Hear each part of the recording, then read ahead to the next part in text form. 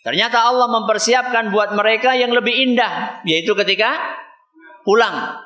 Dan ternyata ketika pulang lebih besar. Dan ternyata itu pun juga gagal lagi. Akhirnya ketemulah dengan peperangan yang namanya Perang Badar. Dan nanti kita akan lihat, insya Allah pada pertemuan yang akan datang, betapa banyak hal-hal kebaikan yang diraih oleh kaum muslimin ketika mereka melakukan peperangan. Walaupun secara psikologis sebagian sahabat, sebagian saja, itu mereka merasa berat. Bagaimana tidak? Mereka nggak siap secara persenjataan. Jumlahnya juga kalah jauh. Akan tetapi Allah Subhanahu wa ta'ala ingin menunjukkan kepada kita semuanya bahwa rencana Allah itulah yang terbaik. Sehingga ketika kita punya keinginan, kita punya rencana, ternyata rencana yang kita sudah rancang jauh-jauh hari kemudian tidak berhasil, akhirnya rencana Allah lah yang terjadi. Ingat bahwa takdir Allah dan rencana Allah itulah yang terbaik. Nabi SAW ajarkan kepada kita, wa in asabaka syai'un fala taqul law anni fa'altu kadza lakana kadza wa kadza. Seandainya kalian tertimpa sesuatu, janganlah kalian mengatakan andaikan. Janganlah kalian mengatakan andaikan. Orang Jawa mengatakan donge. Jangan kalian katakan seperti itu. Seperti misalnya sering saya kasih contoh misalnya ya. Antum mau hadir pengajian di Purwokerto dari Purbalingga.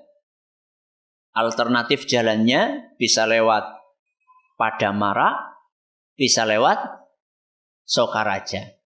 Ada alternatif ketiga? Bisa lewat Sumbang. Ya, bisa lewat Padamara, bisa lewat Sumbang, bisa lewat Sokaraja. Sumbang ya, benar. Yang tengah-tengah itu Sumbang namanya. Kramat, Sambeng, Sambeng, Sumbang, Sambeng. Ya.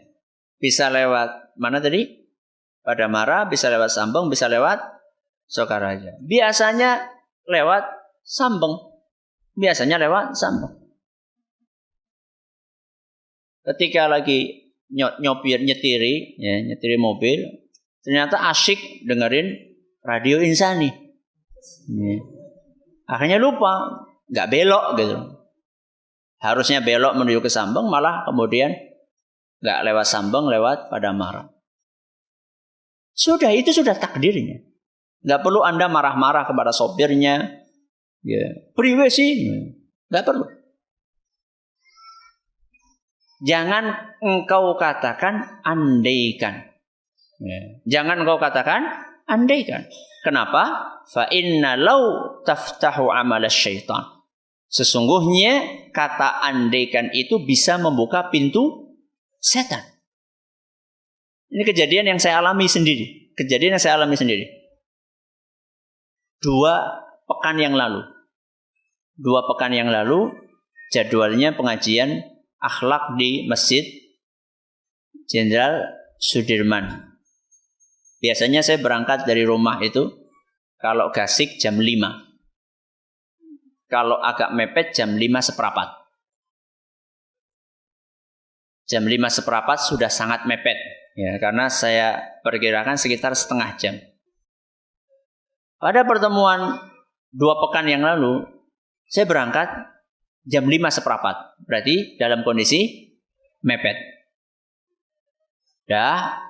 Terus jalan, sambil menyelesaikan surat Al-Kahfi yang belum selesai. Begitu sampai ke Leduk. Sampai ke Leduk. Itu berarti baru dapat separuh. Saya buka tas. Biasa, pengen baca-baca materi yang sudah ditulis untuk pengajian. Begitu buka tas, ternyata kertas yang buat ngisi buat malam itu ketinggalan. Padahal saya terbiasa kalau mau ngisi itu selalu bikin makalah. Apa yang akan dituangkan, apa yang akan disampaikan dituangkan dalam makalah itu. Ketika makalahnya ketinggalan, bubar. Loh, Ustaz apa nggak bisa ceramah? Bisa, tapi ceramahnya nanti nggak fokus. Dan saya paling nggak suka ceramah nggak fokus. Saya paling nggak suka ngisi kalau nggak fokus. Ya. Kalau fokus kan enak, mudah dicerna. Kemudian kita pulang nanti ditanya, "Kowe mau apa pengajiannya?" "Oh, ada pelajaran sirah Nabi 1, 2, 3, 4." Itu kan enak. Nah ini kalau misalnya ketinggalan, wah bubar ini. Ya. Itu padahal sudah jam 5:30. 5:30 harus balik lagi. Harus balik lagi, terus balik lagi ke sini. Aduh, kepriwe iki. Akhirnya saya bilang, sudah pulang kita. Ayo kita balik sama teman yang ngantar. Ayo balik kita. Kan gobios itu. Wong jam 5 seperempat sudah telat kok, jam 5:30 suruh balik lagi. Gobios itu. Nah, sudah mulai ngebut alon-alon baik. Ya, sudah biasa sesantai aja. Kita sesampai sedapatnya saja sudah. Akhirnya agak tenang. Ngopir gitu. Sampai ke rumah, ambil makalahnya, berangkat lagi. Wah, ini kayaknya kita nggak nyampe ini maghriban di Masjid Jensut. Sudah, setiap ada masjid berhenti lihat sudah komat apa belum. Ya, ternyata lewat masjid yang kuning. Ininya apa namanya itu? Masjid apa namanya? Mersi Al-Muttaqin atau Baitul Muttaqin. Ya itulah yang kuning ininya lah. Kubahnya lewat situ. Lihat wis komat urung. Wah, sudah bebras. Sampai ke masjid panti asuhan. Wis komat urung malah lebih pada teka wis bablas. Akhirnya subhanallah sampai ke Jensut. Begitu sampai ke Jensut, tit komat. Saya baru datang langsung sholat. Kalau orang berpikir kepriwe sidonge disiapkan, sudah disiapkan, tapi Allah menakdirkan seperti ini. Seharusnya kalau kita mengalami kondisi seperti itu, bukan kita katakan andaikan, tapi kita katakan qaddarallahu wa ma syaa fa'al. Nabi SAW katakan, jangan engkau ucapkan lau, jangan engkau ucapkan andaikan, walakin qul qaddarallahu wa ma syaa fa'al. Akan tetapi ucapkanlah, ini sudah takdirnya Allah dan Allah sekehendaknya menetapkan sesuatu. Bisa saja Allah Subhanahu wa taala ingin melindungi kita dari hal-hal yang tidak mengenakkan. Misal ini contohnya ya. Andaikan misalnya tidak ketinggalan makalahnya, tetap berangkat di waktu itu. Bisa saja akan terjadi kecelakaan di jalan. Ya. Bisa saja akan terjadi hal-hal yang tidak kita inginkan. Allah Subhanahu wa taala ingin selamatkan kita. Ya. Bisa saja. Kita tidak tahu apa yang terjadi di masa yang akan datang. Ini pelajaran yang keberapa? Kedua. Coba diulangi yang pertama. Ya, yang kedua. Rencana Allah itulah yang terbaik. Yang ketiga, menepati janji dalam segala kondisi.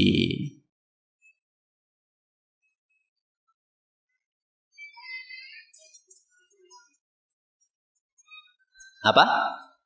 Menepati janji dalam segala kondisi. Coba kira-kira dari kisahnya siapa? Angkat tangan. Ya. Hudzaifah dan ayahnya. Bagus, silakan. Dari kisahnya Hudzaifah dan ayahnya. Kisah ini tadi sudah kita sampaikan ada di dalam Sahih Muslim. Ada dalam Sahih Muslim.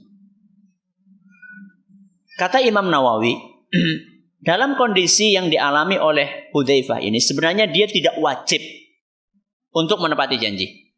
Sebenarnya tidak wajib untuk menepati janji. Kenapa?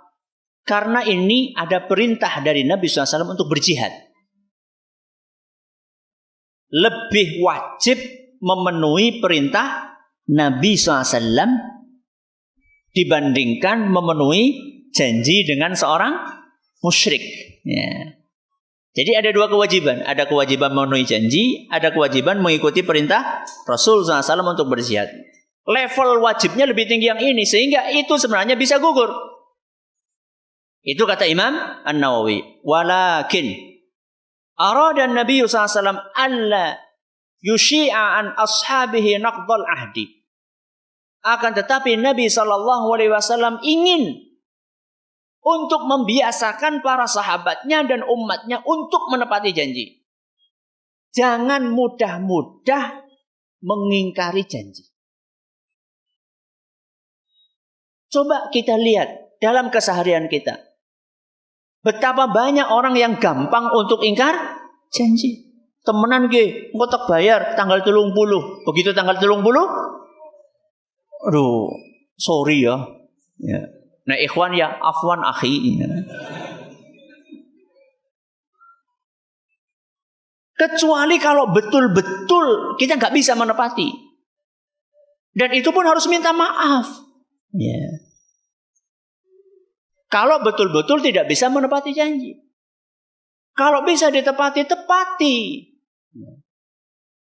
Nabi SAW sampai seperti itu dalam rangka untuk ngajari kita semuanya, wabil khusus para sahabat beliau di zaman itu, agar mereka tidak mudah-mudah ingkar janji. Maka berlatihlah kita. Kalau akan menentukan sesuatu, pikir masak-masak. Misalnya nih, kita dagang sama orang. Ini saya tempo dulu ya. Kapan dibayarnya? Ya kira-kira. Nah, sebelum ngomong kira-kira 1 bulan, 2 bulan, pertimbangkan betul. Apakah saya bisa penuhi apa yang sudah kita sampaikan atau tidak? Oh, kira-kira kalau saya perhitungkan kebutuhan gini-gini ya kira-kira 2,5 bulan. Jangan kemudian ya wis lah, kira-kira ya sebulan lah, seminggu. Pakai pertimbangan betul, jangan kita asal ngomong. Oh, saya bisa nyicil sebulan sekian. Kira-kira betul bisa nggak segitu? Jangan sampai kita ngomong dulu baru mikir. Sebelum ngomong mikir. Jangan ngomong dulu baru mikir. Ini pelajaran yang ketiga. Pelajaran yang keempat, yang terakhir. Etika indah atasan dan bawahan. Apa yang terakhir? Etika indah atasan dan bawahan. Dari mana kita ambil? Angkat tangan. Ya. Ali, ya bagus. Silakan. Kisahnya Nabi SAW dengan siapa? Ali bin Abi Thalib dan Marthad. Ya. Di mana bawahannya beretika kepada atasannya, atasannya juga beretika kepada bawahannya. Jadi kalau misalnya kita melihat ada bos kita, ada guru kita yang keberatan membawa barang, dibantu, ditawarkan. Ya. Kalau misalnya sebagai atasan juga jangan mentang-mentang gitu. Sini saya bawakan, oh iya kayak sisan baik kayak. Jadi harus dua pihak. Bawahannya yang menghormati atasannya, atasannya ya menghormati bawahannya. Misal, nih contoh misalnya nih santri-santri di pondok ini. Ngelihat ustadznya lagi nyapu. Harusnya santri itu ketika melihat lewat ustadznya lagi nyapu, harusnya bagaimana? Apa harusnya? Menawarkan bantuan. Ustadz, biar saya yang nyapu. Biar saya yang nyapu. Jangan kemudian lewat. Oh, Ustadz nyapu ya? Ya. Itu namanya etika. Ya. Dahulu para sahabat Rasul SAW sama Rasulullah SAW, mereka ingin sekali berkhidmat. Berkhidmat itu artinya menservis. Nabi loh mau wudhu saja mereka ambilkan air, kemudian dikucurkan kepada Nabi SAW. Kalau sekarang mungkin nimbakakan banyu lah. Oh, sekarang udah nggak ada nimba ya. Bukakan apa? Keran. Masya Allah. Ustaznya mau wudhu, sini Ustaz saya bukakan kerannya. Etika. Ya. Dari bawahan ke atas. Dari murid kepada guru, dari santri kepada ustadz. Etika ini harus terus kita jaga, kita kembangkan. Tapi juga etika itu diminta bukan hanya dari bawahan ke atasan, dari atasan ke bawahan juga. Seperti yang saya katakan tadi, misalnya ada santri ngelihat ustadznya lagi nyapu di depan rumahnya. Ya. Kemudian ditawari, oh, alhamdulillah ini antum ya. Ya ini sapu. Sekalian ya sama pondok semuanya. Ya lihat-lihatlah. Ya. Lihat-lihat.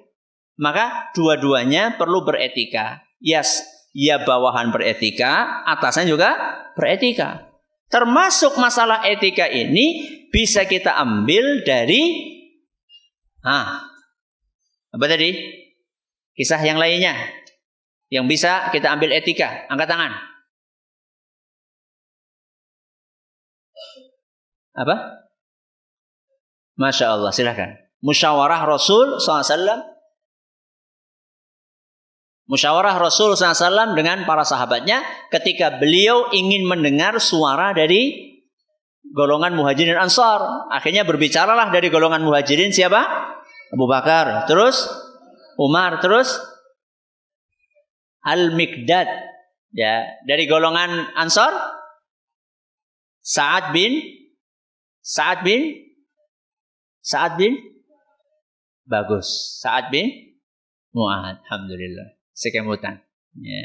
Jadi Nabi SAW sebagai seorang atasan tidak mentang-mentang atasan. Pokoknya harus seperti ini. Kadang-kadang kan itu terjadi. Dari kepala sekolah kepada bawahannya, dari direktur kepada bawahannya, kemudian dari panglima kepada prajuritnya. Nabi SAW sebagai panglima tertinggi, tetap beliau minta masukan dari para sahabatnya. Dan para sahabatnya pun ketika dimintai masukan, mereka memberikan masukan yang terbaik. Inilah etika yang seharusnya kita jaga. Coba sekarang, 4 pelajaran ini yang sudah kita ambil, ini kan bisa kita manfaatkan dalam kehidupan kita keseharian. Bukan hanya masalah angka berapa jumlah kaum muslimin, angka berapa jumlah kaum musyrikin, terjadi pada tahun berapa, sebabnya apa? Siapa yang menang? Bukan hanya itu. Dalam rentetan sejarah perperangan, mulai dari berangkat sampai pulang, ketika kejadian, itu banyak sekali pelajaran-pelajaran berharga yang bisa kita ambil untuk kita praktekkan dalam kehidupan keseharian kita. Makanya judul pengajiannya adalah fikih sirah. Bukan sekedar sirah Nabi SAW, tapi fikih sirah. Fikih itu artinya memahami, meresapi, merenungi dari sejarah kehidupan Nabi kita Muhammad sallallahu alaihi wasallam. Ini yang dapat kami sampaikan pada kesempatan yang berbahagia kali ini. Ada pertanyaan atau tidak?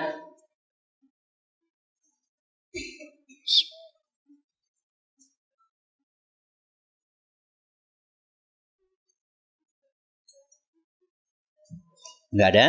Kita cukupkan sampai di sini. Terima kasih atas perhatiannya. Mohon maaf atas segala kurangannya. Kita tutup dengan membaca Subhanakallahumma wa bihamdika asyhadu an la ilaha illa anta astaghfiruka wa atubu ilaik. Wassalamualaikum warahmatullahi wabarakatuh.